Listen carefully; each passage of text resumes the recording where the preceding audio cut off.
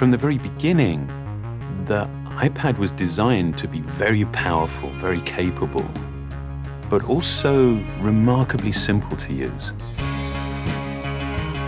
So our goal was to take all the amazing things that you can do with a full-size iPad, but pack them into a product that is so much smaller. And that's what we did with the new iPad mini.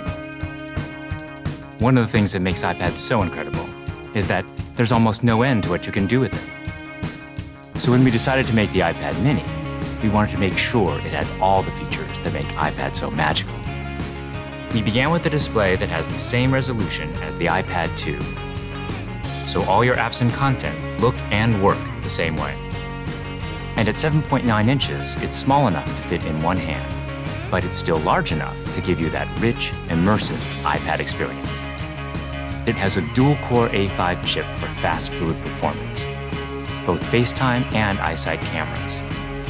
It gets a full 10 hours of battery life, and it runs more than 275,000 apps made just for iPad. These aren't scaled-up phone apps. These are powerful apps that take full advantage of iPad mini's beautiful display. You can access all your favorite music, movies, and TV shows from the iTunes Store. 1.5 million books on the iBook Store, and over 5,000 magazines and newspapers on Newsstand. And another thing we're really excited about is that iPad mini comes with FaceTime HD. Seeing your friends and family in high definition makes you feel like you're that much closer. If all that we had done was take the original iPad and just reduce it, all that you would be aware of was everything that was just missing. That there is inherent loss in just reducing a product in size. And what we did was we went back to the very beginning and we took the time to design a product that was a concentration of, not a reduction of the original. We felt strongly that 7.9 inches was exactly the right display size, but it became clear that we had to reduce the width of the borders so you can still pick it up and easily use it with one hand. We have continued to develop our unibody process. There are essentially two parts to the enclosure, the glass and the aluminium. And that junction where the two parts actually come together is incredibly important.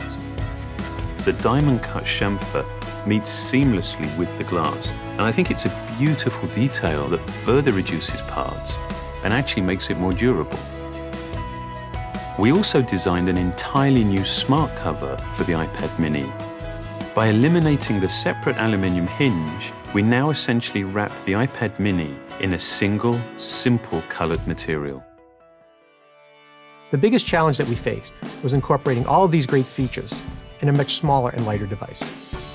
In order to do this, every part had to be custom designed, starting with the display. The glass on the front and back are only 0.2 millimeters thin. The touch subsystem is a mere 0.12 millimeters thin. It weighs half as much as any we've ever done before. Beyond the screen, we took some dramatic steps to maximize interior space. It has the largest and thinnest single-cell battery we've ever designed. We've designed a smaller motherboard to house the powerful A5 chip and built in the new, smaller Lightning connector.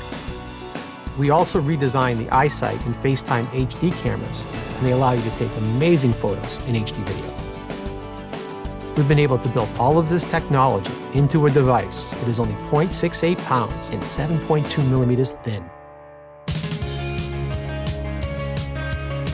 All of these efforts combine to make a product that is incredibly thin and light and has absolutely remarkable levels of fit and finish.